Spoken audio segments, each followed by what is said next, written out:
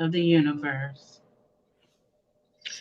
I give honor to his holy and divine prophet, Prophet Noble Drew Ali. I give honor to the forerunner to the prophet, Brother Marcus Garvey. I give honor to all the leaders, past and present. I give honor to everything that the prophet brought for uplifting fallen humanity. And I give honor to this evening's show, Girl Talk, Real Talk, Moorish Talk. And I give honor to all of you who have joined us this evening. I give honor to my sisters on the panel, Islam sisters. I am Sister N. Greer Ill, Temple 71, Washington, D.C. Islam. Well, I'm Sister Elberry Bay out of Brooklyn, New York, Temple 34. I rise and give praise to Allah and honors to his prophet and to each and every one of you and honors to everything that my sister just gave honors to. Peace. Islam. I'm Sister A. Raven Obey from Temple number 21, Brooklyn, New York. I give praise to our great God, Father Allah. I give honor to our holy prophet.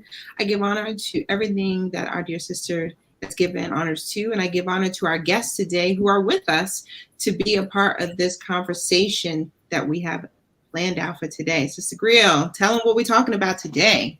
Yes. Islam. So our topic is safety. The topic is safety and, how to be aware of your surroundings, especially for our sisters and our young people. This topic came about because there has been a lot of unfortunate incidents happening with women in general when they're out and about, just living life and taking care of business and things of that nature. So wanted to try to bring to light, some ways to avoid injury. So the first question is, what are some of the precautions you take when leaving your house at night? Precautions you take when leaving your house at night, you said, sis, right? What are some precautions you take when leaving your house at night? I mean, I can jump in and say that I'm very cautious of when I leave my house, if I have to, that before I open that door, I'm kind of peeking to make sure there's no one around or about that's hiding or nearby, and try to just be a little more aware because you just don't know. So just being aware while I'm walking out. Sometimes, when I go in my car, I immediately lock the door. I for sure do that because you always hear about those things, particularly in garages and women, and you hear about some of the dangers that are there, particularly. And then if I'm off the train or something, I'm very mindful of always just glancing back a bit just to see who's in front, who's behind, and what are they doing. Because it's, you're around yourself, but I just feel like they're so important that people could be looking at you and you don't even have a clue. So that's just some of the things I do. Islam, praise Allah. Well, for me, I try not to travel late at night by myself or any time at a certain hour that I know it's not safe. I have sons or, children, someone I'm always traveling with. But my recommendation is that I recommend that you always travel with someone, be alert. Sometimes we walk down a block and we have earphones on and we especially got our faces down in our phones, texting or doing whatever, and you're not being attentive and aware of your surroundings. So always be mindful of your surroundings. Islam. One of the things when you're talking about safety, it's so broad, of course, and I too try not to leave out at night. I definitely have to have a destination and I can't be going but so far.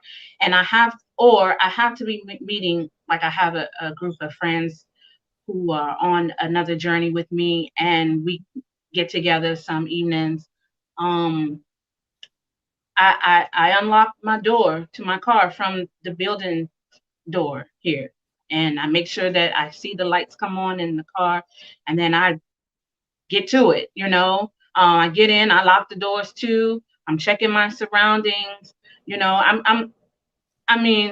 don't know about anybody else, but I kind of came out the gate leery from long time ago, right? So I'm always, trying to be aware. But one of the things that sometimes as women, we when we're out walking, I feel that, and I witnessed it today. I feel that sometimes when there's someone behind us walking, we don't want to give the appearance that we're worried about them.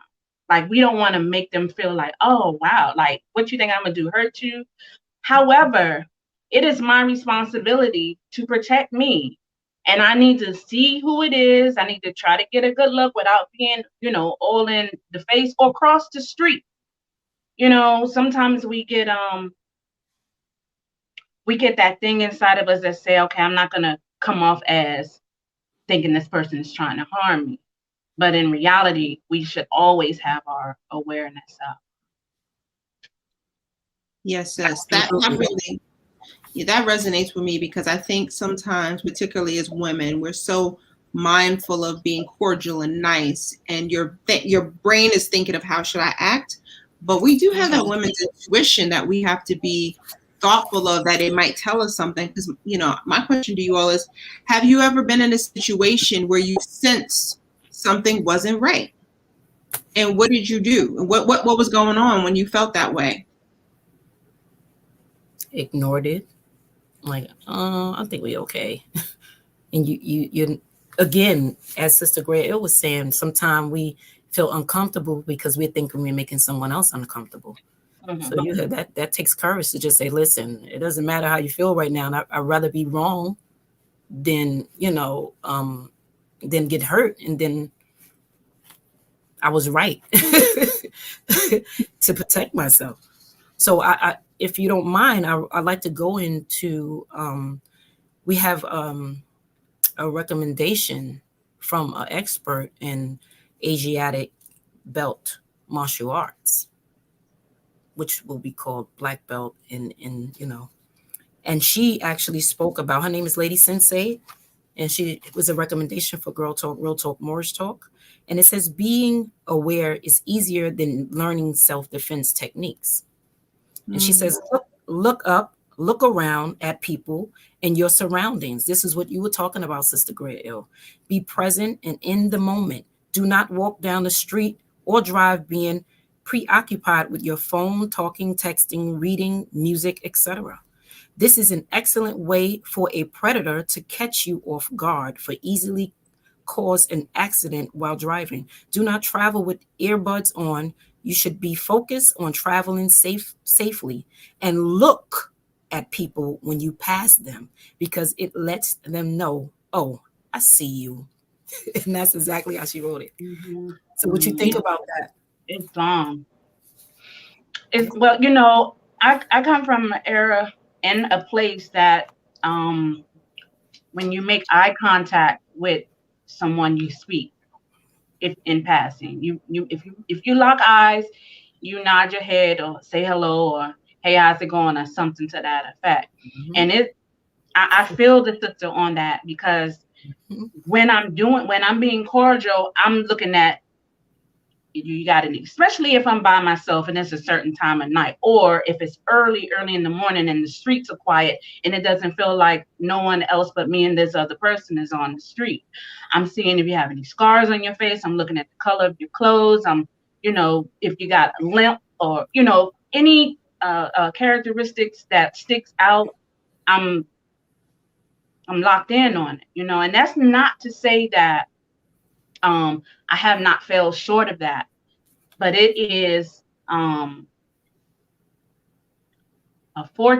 unfortunately, I have been fortunate to have been preparing myself for these things from long time ago. You know what I'm saying? So, yeah.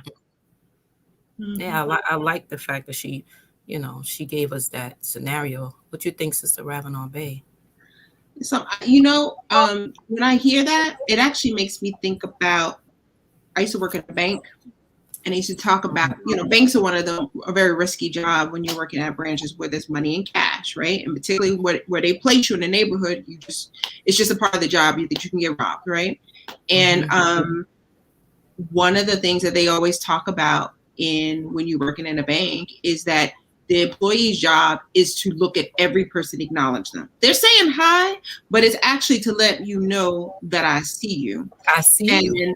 I see you. So when she said that, it made me smile. I'm like, we learned that, as well as when branches, or branches or banks that got robbed, it's usually because everybody's busy. Nobody's paying. Nobody knows who's walking in and out the door. And it's kind of like normal, right? If nobody's really paying attention to even see that I even walked in the door, when they roll in looking suspicious with a gun coming to you, you're caught off guard. And so to me it's the same thing. And I've always taken that. I grew up in New York, so I came from the place too where you got to know who's front and behind inside you, and you look at that person, and I came from, you can say hello, you let them know with a little bit of something to you, because they need to know, is it you or is it this person? They're making decisions. They have to do their business, right? And I'm just trying to make sure it ain't me. So that resonates with me 100%, because I have been a part of where our branch got robbed the day I was not there, and they picked a busy day when people were short-staffed and nobody noticed, and they rolled up, and it's it was like clockwork, which was so sad. Protecting yourself is like clockwork. And I failed to say that she's a president. Lady Sensei is a president, who's also known as Chisholm Gary. She's a president and founder. She's a president and founder at Lady Sensei Women's Martial Art Network. So we give more information toward the end. Thank you so much for her giving us some information today. Absolutely. So in a crowded place or in crowded places with your family, what measurements or routine do you have in place to make sure everyone stays together and is safe? Wow, that's a good question, Sister Gray Ill. I know when I'm shopping, I always keep my children close by, the younger ones. I'm mindful of everyone in the store around me in the proximity of where I'm shopping. I'm always watching. I'm a paranoid person in that way, so I'm very aware of my surroundings. I actually have a nickname called Paranoid Susie. My sister calls me. And so she's like, they're not thinking about us. I said, how you know? So I'm always alert and aware. And my husband, he's a mufti, and he was born a mufti. And so I have that natural instinct to be mindful of my surroundings. So I carry those tools of how he shows our family to always watch out, for any danger. But the prophet says, where you least expect the least danger, expect the greatest something. I'm paraphrasing. Somebody help me here. Expect the greatest danger, I think. Danger. Yeah. Where there's the least suspicion of expect the greatest. Yeah. I can't grab it, right? Praise Allah. We got you. We know where you at. Sorry for those who don't know, but we got you. I was going to answer that. I think so when we are traveling, I do think about I usually try to give my children a heads up where we're gonna go, like before we get out this car, right? Like, all right, so I want y'all to have your heads up, because before you get out this car, you need to be aware where we're going, what we're doing, what we're seeing, like we're going to the city, whatever, right? Like, you got to realize that there are people's job to take advantage of people. So you need to be on that. So kind of remind them, because I think for children, sometimes they just forget, right, that they got to do that or be aware. And then I also will sometimes say, like, hey, if anything happens or if we get separated, right, like I'll explain, like, this is what we need to do. Here's what we need to, this needs to happen, right? I'm particularly like we travel or someplace, right? Or there's an opportunity where they may be, just in a foreign place and they just don't know. But I always try to give them a heads up, because I think we talked about that intuition or that instinct you start to feel. And for my daughter, it's pretty strong. For my son, not so much, right? And my mother was very worried about my sister and I as girls, and making sure that we had that, we were aware. So she built that in me. So I've been hyper aware of, like, my daughter. I want to make sure she just can feel, can sense, can just use that and just be aware of safety and security. But then Allah blessed me with a son, and he would talk to anybody, literally anybody. So I thought that was really interesting, because I need to teach him how to look and see and be cautious of what you're about to walk into. And that's been difficult, because sometimes for him, he's like, well, but how do you know? And I'm like, because I know, he doesn't. So I got to really, sometimes I will over say, hey, we're about to get out the car. Heads up, watch what you're doing, watch where you step, and watch where you're going. Okay. You had a question about I think you said, how do you sense? What do you do when you sense something is wrong? Mm-hmm. I've held still. I was like, hold up. And if someone's behind me, I say, I'll start talking to myself. I say, dang, I can't believe I forgot, and such and such, such, while I'm passing the person, and go back in the house. Yes, you start acting stuff out. I do that. I've done that. Like, I didn't forget nothing. I just don't feel like going in the same direction as this person right now. It just don't feel right. Yeah. Let me just go. And I don't let anybody see that. I don't let that person see where I'm going. I just walk away. But when I'm out of their view, I go indoors, and I just wait it out for a minute, Sometimes we ignore that. I've had that experience too, of ignoring it, and this is why I say that I can't afford to not look out for me. I just can't. Experience has taught me not to do that. Mm-hmm.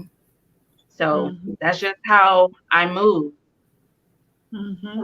That was a good question, though. Yeah. So that question again, please repeat it for me, Sister Ravanabe.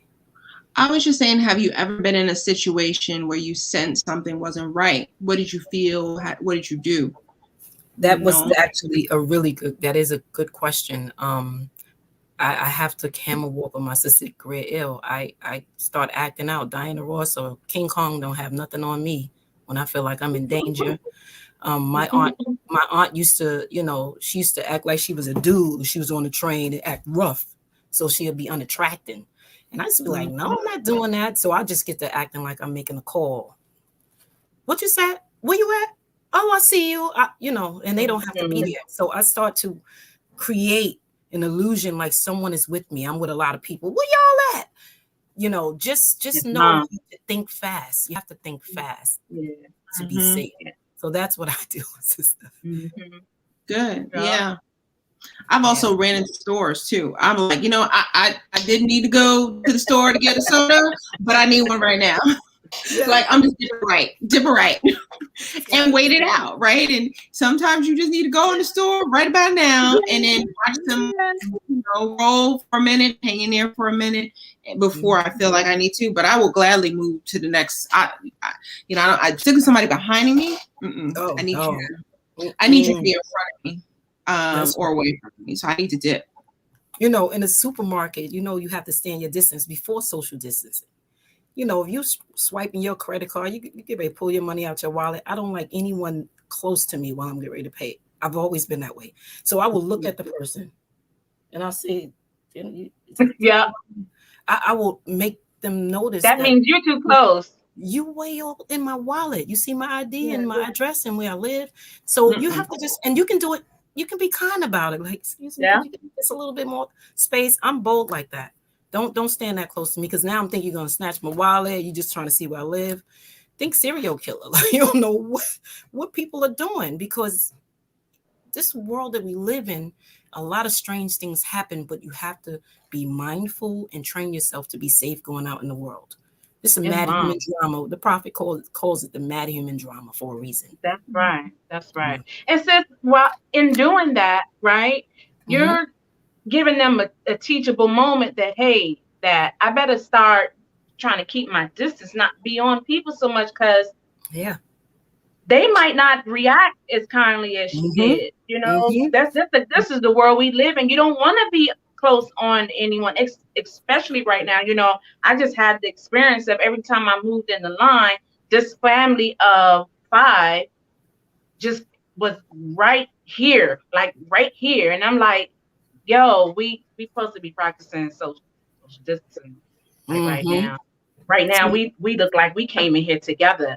Yes, you know, that's how close they were to me. And you know, I had to get the manager. I was like, are y'all not enforcing social distance in here? Because every time I move up, these people are right on me. Like, that's how serious it was for me. Like, give me some space to breathe and to not inhale what it is you're putting out. I mean, let's just be real. It is going to be what it's going to be, but like, try to practice what's in place. You know what I'm saying? And I want to add to that, Sister Gray Ill, because it's Sister Lady Sensei gave us this. It says people cannot touch you if you keep your safe distance. This is what we're discussing now. It says, do not let people get close to you. Do not accommodate people.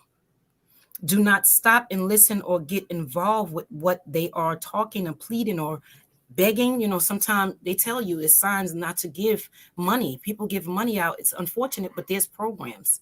You can point them in the direction of that. It is designed to preoccupy you for sympathy to catch you off guard. Do not listen to hard luck stories and such. Never stop moving. Use your voice loudly. Tell them with power, explode, move away from me, because then other people pay attention. Or don't know you, get away from me. Make noise and lots of it. Predators are looking for someone meek, afraid, quiet, and to overpower you. It's unfortunate, but this is what it is. And then, as someone is saying in our chat, send out a divine prayer. Say your prayer if you have one. We say a Moorish American prayer. Say your prayer, whatever it is that makes you feel safe with a divine protection. I just want to say that, you know, the prophet tells us to accommodate thyself to all, right? Because I was listening to what you saying. The sister said this. The prophet instructs us to accommodate thyself to all. And he also says, do not endanger yourself for a fool. Right. And sometimes the fool can be me. You know, being foolish. You think like all these things, these lessons that he gives us are in place for a reason, and it's up to us to take heed to them. That's right. That's right. I agree. You know, one thing though that it's interesting when you said, she said something about the predators looking for someone who is meek, you know, and what was the other word she used? Afraid, and quiet, to overpower. So to me, when I hear those words, I also think about how you show up. How does your spirit show up through you? You know, because when you have that sense of command and strength when you walk in the room, everybody knows that when that person walks in. But you also notice a person who sees meek and afraid and that's scared and, you know, all of that.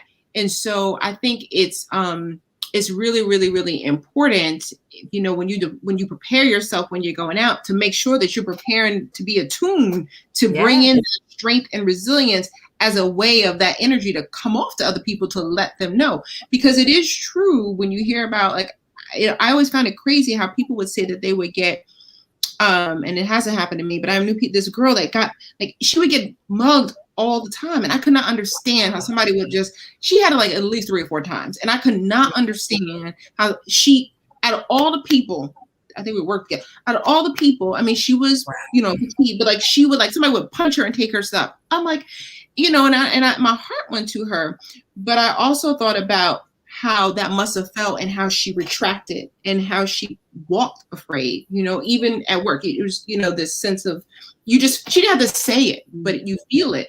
And I think I learned from that, because I just thought, oh, is it that they see that it's not just her stature, it's how she's walking, is how, and why they're selecting her, because that just seems unfair. Mhm. And so I do think that, when you walk in boldly and you coming in, they feel it, they see it. Yes, they do. I actually always used to, speak to my friends about it. I don't have the fear of danger that way.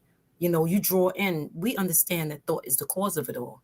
So the way that you think, you bring that type of energy to you. And so I can really agree with you on that. It's all the way that you carry yourself. The vibration you get. If you give off like you scared, then people are going to see that. Oh, I can intimidate you. You're weak. It's almost like One last you made comment. yourself a target. Yeah, but I've never seen that. I've never seen, like, more than once or twice, right? The same thing. But when you said that, it made me think of dogs, right? And how my children, 2 children, 1 child, not afraid of dogs. Don't even say nothing. Dogs like him. The other one smells fear. So, and I have to talk to them about, like, if that dog can smell your fear before we even get this close, you need to work on that. And now I'm thinking, just in this conversation, how we can sense that from people, and clearly predators are looking for that. Exactly. Yes, indeed. This is so true. I find myself,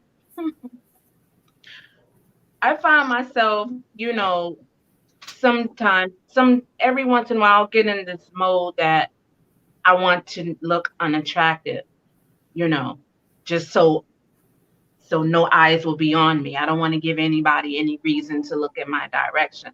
And every once in a while, I'll get like that. It don't always work, right? It doesn't always work. But when your back is erect and your head is held up, it says what it needs to say to everybody. It says what it needs to say. And even though someone may speak, they come correct, opposed to raunchy, or you know what I mean. And that way, they come correct when you got to keep your back straight and your head up.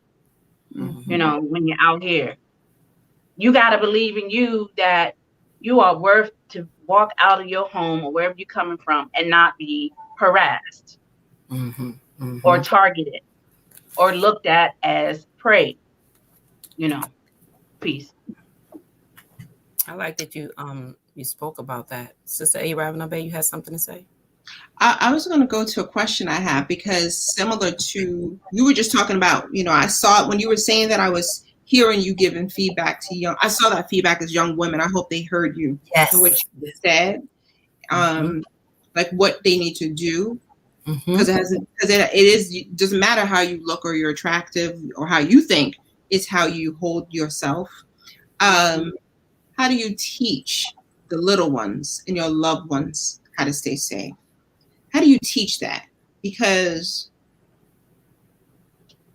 teaching them how to bring that strength and that energy, that's a lesson, right? Because they're going through stuff. They're still growing. How do you think about teaching it to them? It's consistent to me, because when my girls, before they were really in school, I believe it was the elementary year, very young, and we were on a bus, and a whole lot of teenagers got on the bus, and they was using profanity.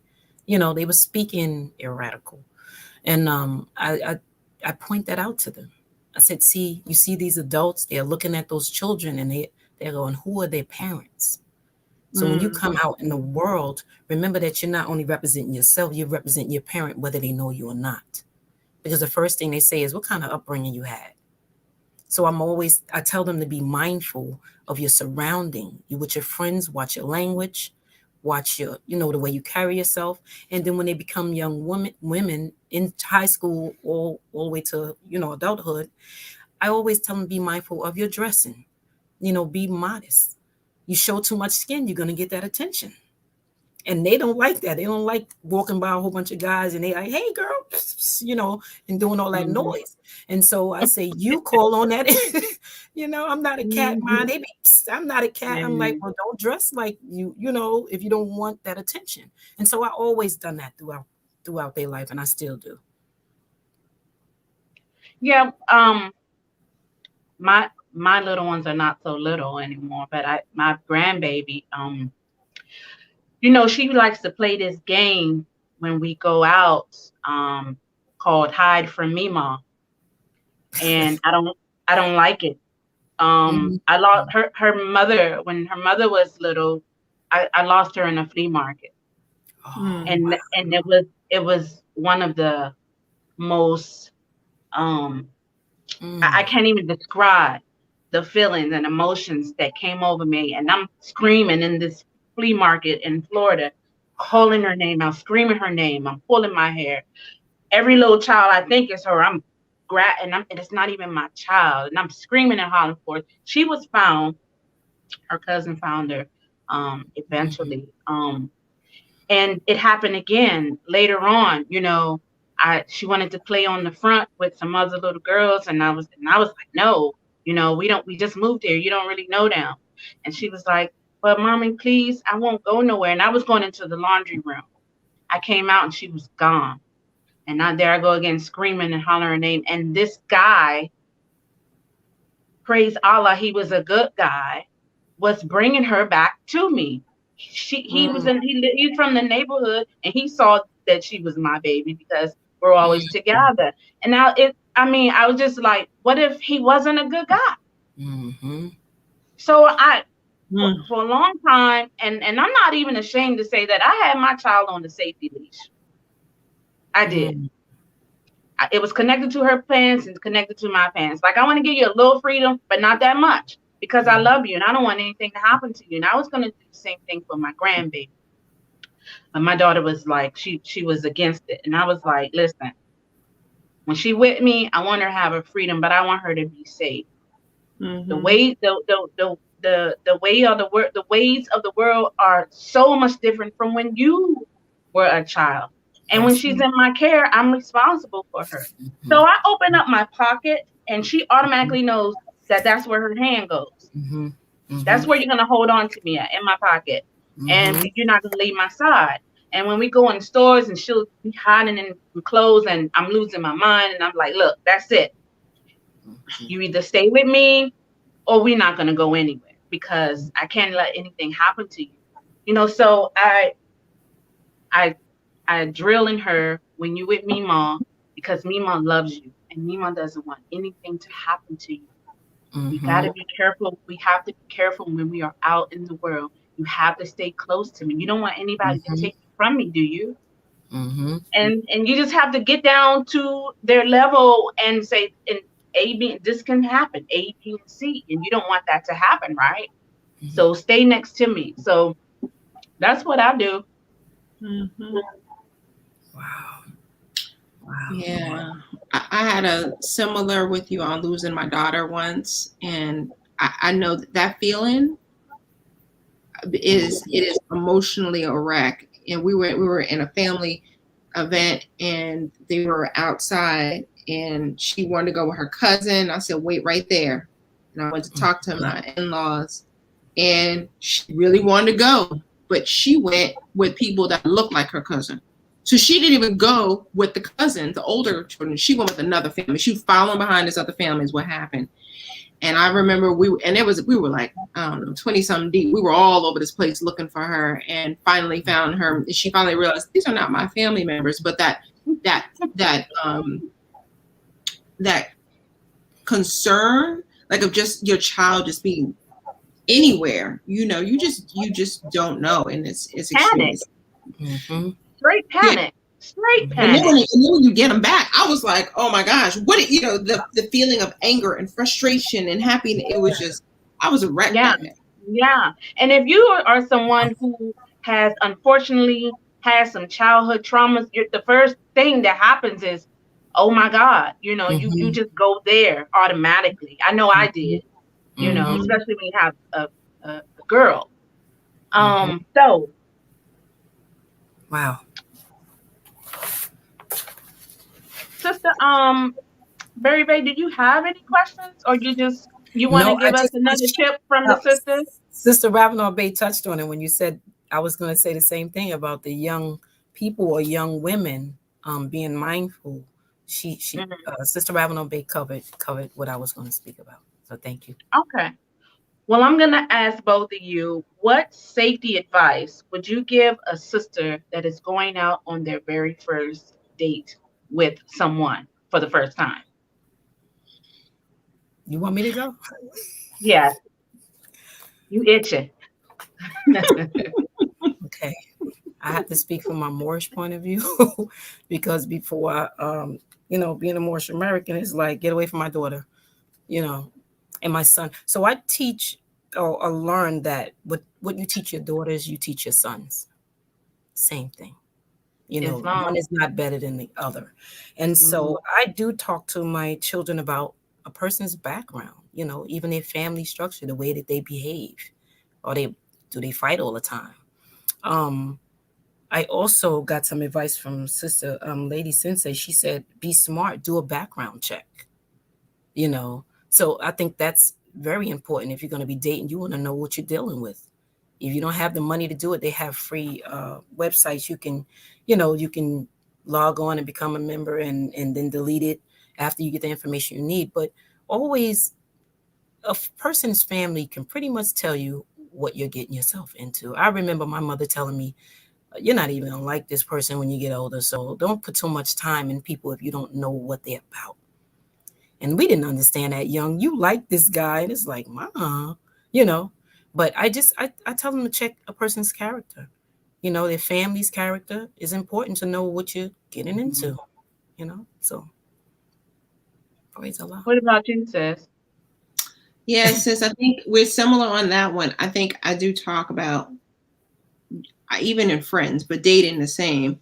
You want to know someone's character, and I'm really big on talking about sincerity, because that means they're speaking from their heart. So, what kind of person are you talking to, and where are they coming from with these conversations and these thoughts?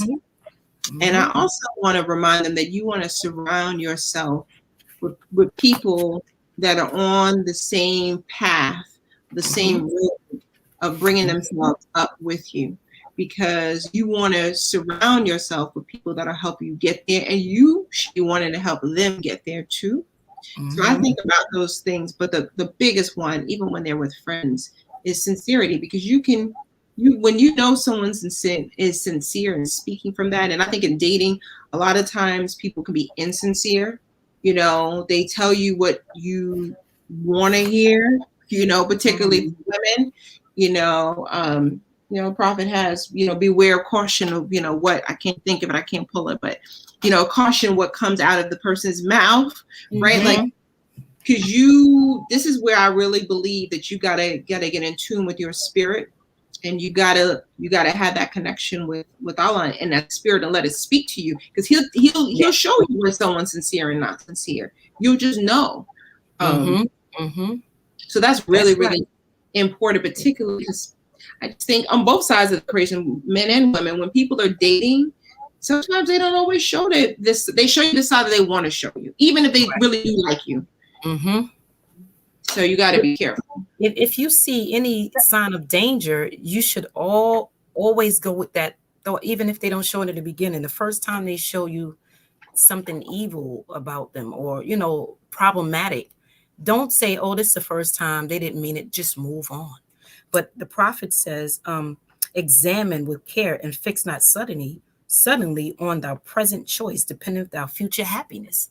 So this is a part of courting. You have to take on a wife or a husband at some point in your life. So this tells you what not to do, in chapter 22, duty of a husband. It gives you all that you need. For those who don't know, we can read more if you need. There's a whole chapter 20 about warning for all young men. The first one, beware young man, beware of all the allurements of wantonness, and let not the harlot tempt thee to excess in her delights. So, there's a lot that's in those. There's 3 chapters, I think, that reminds us of when we decide to date or Mm-hmm. find someone you want to be a companion with, what you got to think about or look for. Mm-hmm. And that what you were quoting, Sister Reverend Bay, is from chapter 21, marriage instructions for man and wife from the noble prophet. Instruction 2, in the spring of thy youth, in the morning of thy days, Mm-hmm. when the eyes of men gaze on thee with delight, and and nature whispereth in thine ear the meaning of their looks. Hear with caution their seducing words. Mm-hmm. Guard well thy heart, nor listen to their soft persuasion. Mm-hmm. That's it.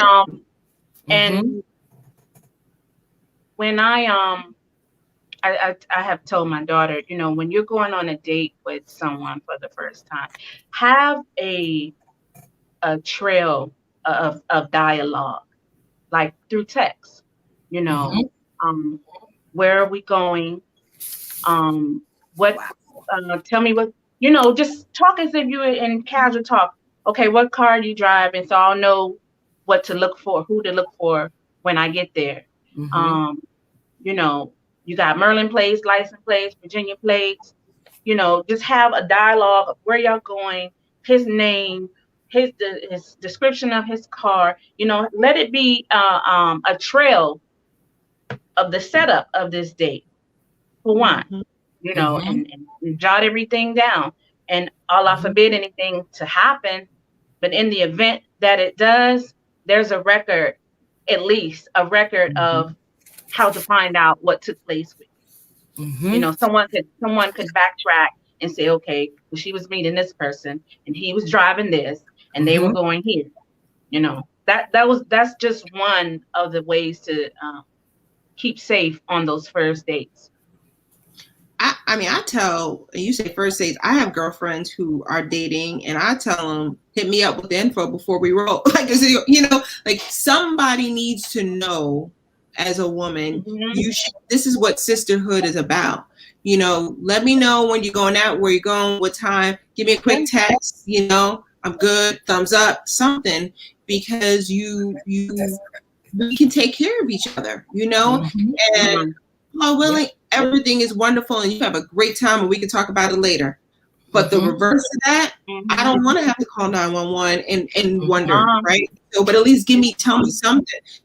Take a selfie, send it to me. They don't need to know, but I see my girlfriends that, use me as that person. There's one particular, I know, going out, send it to me.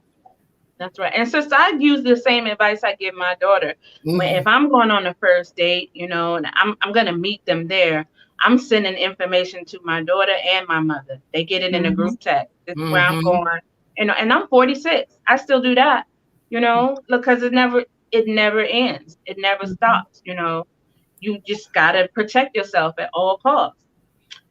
This question, I'm thinking that I might be telling my age here, but my mother used to say, get the social security number. She told my brother, get their social security. We know where they at. It's long. I have a question from my good sister T. Britt Bay. Okay. So how careful, mindful are we with sharing too much information about ourselves?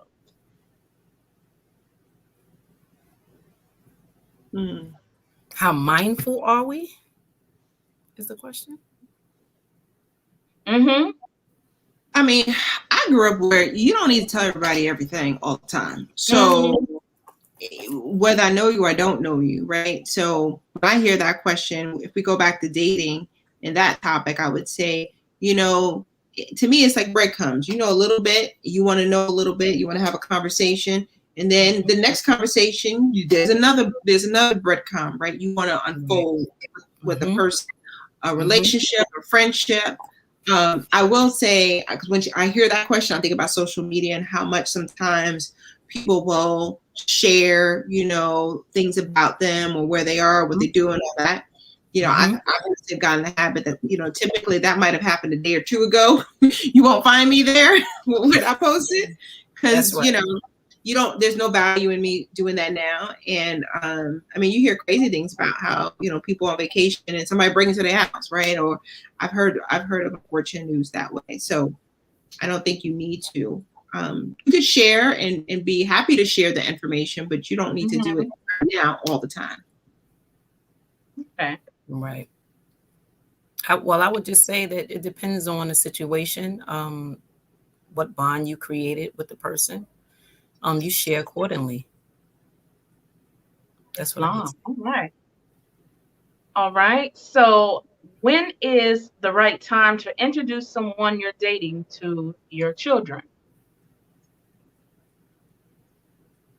That's been a long time for me. Yeah, but you can think back, right? They were born into the situation, and the way that I met my husband, he met my baby before he met me. So yeah, so it depends on the situation. Yeah, it definitely depends. I'm gonna use. I mean, it's not my. I haven't walked through that, so not my experience. But I'm thinking about where I've seen other sister friends of mine who made those decisions. Some were good, and some were early, and some were not. And what I've seen, what I've observed as well, is when that person, they have had opportunity to date for a while. All things we talked about, you start to know, are they sincere? You start to know their character. And then at a certain point when you think you want to take it to the next level, and there's a reason to do that, I've seen, I'm thinking about a specific person where they made that decision, but they were very guarded about, because you just don't know where the relationship is going to go. And you don't want to involve children in their emotions. And what if they, get attached to this person? Or what if they're not safe with this person? Or what if, it changes the dynamic of the relationship? So she does a very good job. I feel like a friend does a really good job of protecting. You just wait a bit. And even with grown children, you still have to be mindful that this is, you don't want them to see mommy or daddy moving in a certain kind of way. You got this brother, then a few months later, another brother, then a few months later. And listen, you might be dating just like that, right? That's not my case, but you might be dating just like that. So keep that to yourself. Don't introduce your children to a new man or a new woman like every few months. Make sure that there is concrete and solid, before you go that route. Because with my child, I don't want her to think it's cool or it's okay. Right. That's right. I don't, it doesn't matter. I don't want to use the words, I don't care. It doesn't matter how old she is or how old I am. I still have to demonstrate and be an example to her that, even at this age and single and or whatever the case may be, I still see you as, you're still my child. I respect you and I want you to have respect for yourself. Right. What I like about this discussion and this question is that, you can learn from other people's mistakes. I have plenty of friends and family that are very like, you won't get to know my child. And so I always point that out to my children. Every moment, if you can learn from other people, that's a learning and teaching moment, And as Sister Ravenel Bay, she said she has friends who are very mindful of that. And that's all you have to bring the attention to your children. Listen, if it's not your situation, listen, you see that over there? Don't do that. Children get harmed in those type of situations. And then you're going to beat yourself up for a long time because you wasn't mindful of who you were dating or learning from other people's mistakes. So praise Allah. It's unfortunate that our women, or women in general, but I'm going to speak about our women. We've been so beat up, just so beat up and mistreated that when a sister may think they found what is good, sometimes they miss the signs because they're so gung-ho of being in a relationship, instead of examining with care, fix not suddenly, like the sister just read, your future happiness, your future happiness depends on the choices you make today. That's And right. so does it affect the people around you that love you dear. Because we're not in this world by ourselves. So when we out moving about, we can't, it's not just about us. We have to think about the people who love us, right? That's right. You know, That's right. so it's like, protect yourself. We Yes. all would love to desire to be loved. You know, the prophet says, love and not demand love in return, but he didn't Right. say that we should not want it. Mm-hmm. You know, he didn't say not to want love.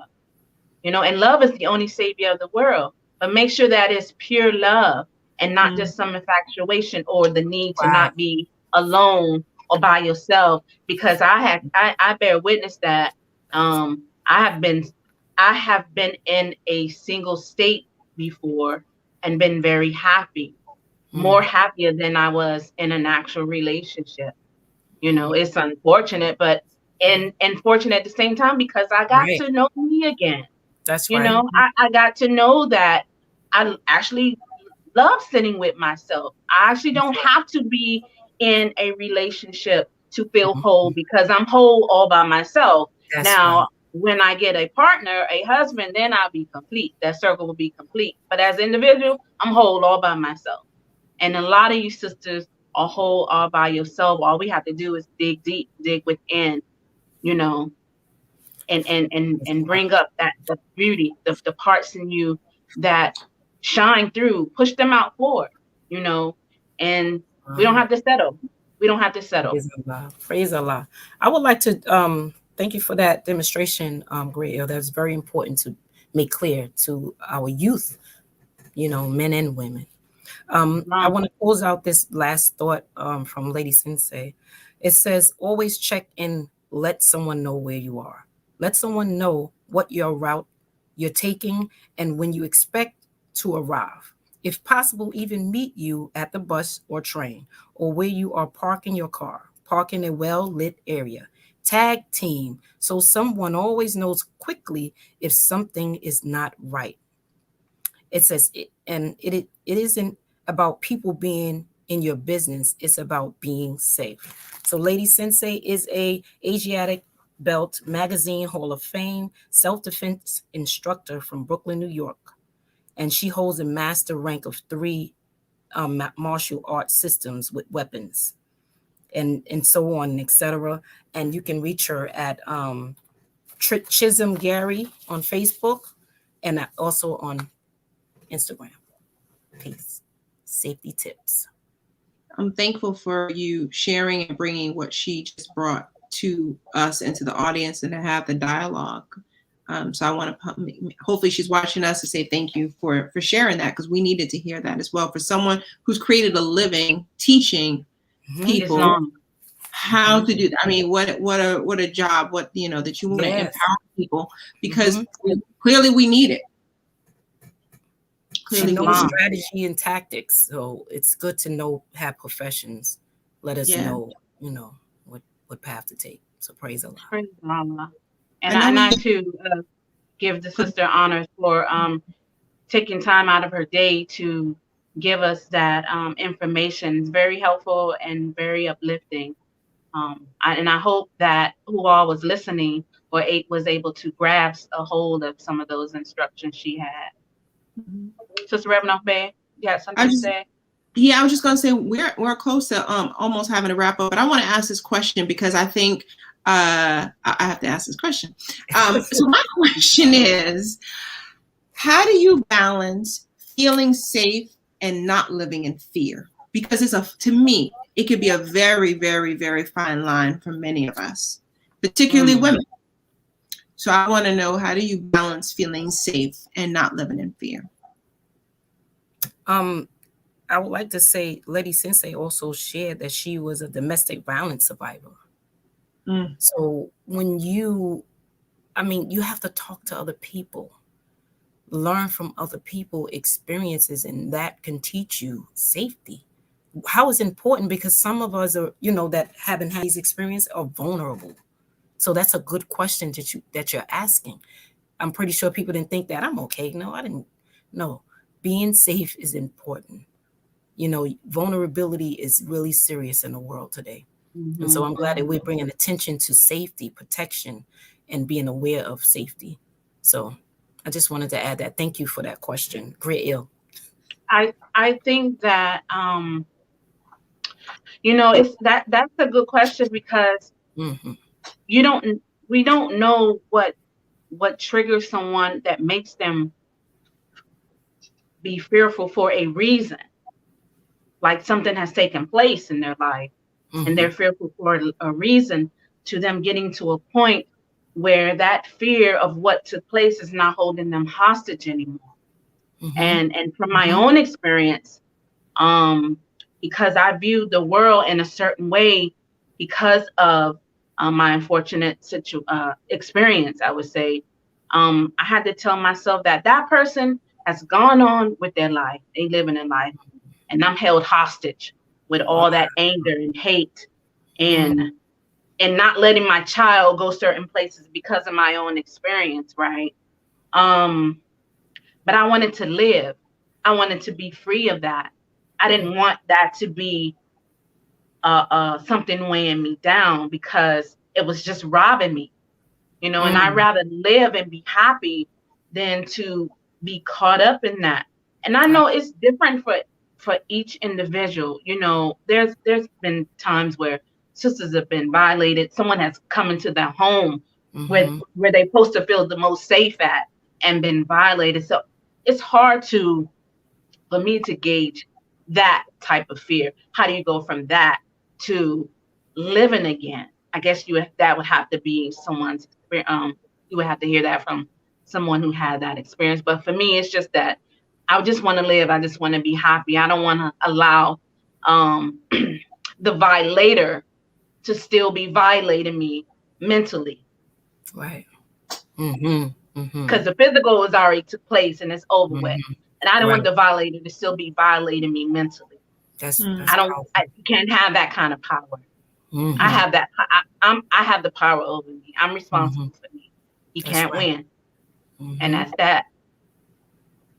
Wow. Sister Berry Bay?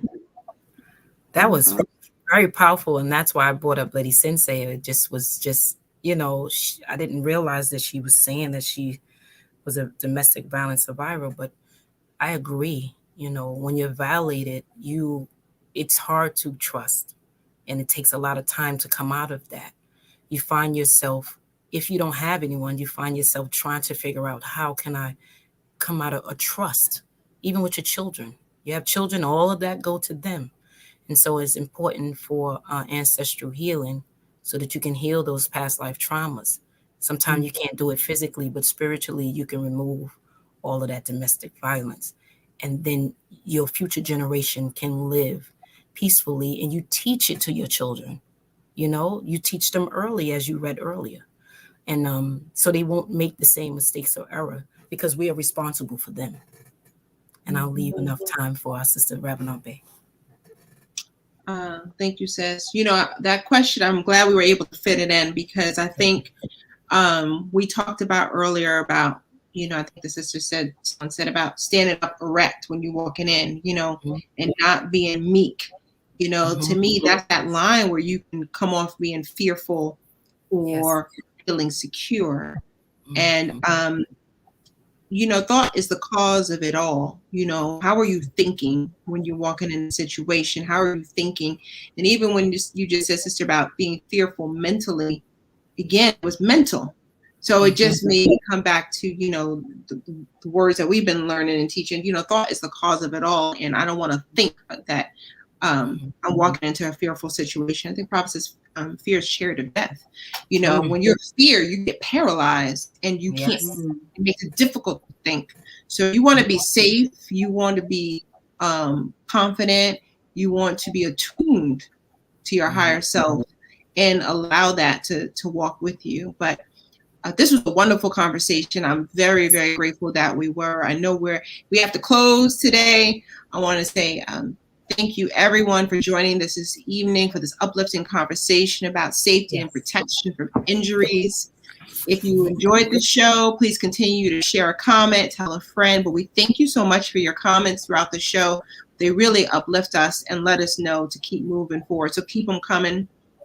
If you want to continue to hear more that's happening in the Moorish Science Temple of America, we have Friday, our Holy Day meetings, 7:30 p.m. Eastern. Sunday school is on, our meeting is at 2 p.m. Eastern. And then not next week, but the following week on Monday, November 15th, on The Manifest, our show will be on one of our Dear Brother shows, and Universal Love on Wednesday, November 17th. And then you can come back and see us on November 18th for more Girl Talk, Real Talk, Moorish Talk. With that, sorry, Girl Talk, Real Talk, Moorish Talk. Did I say that right, Sister?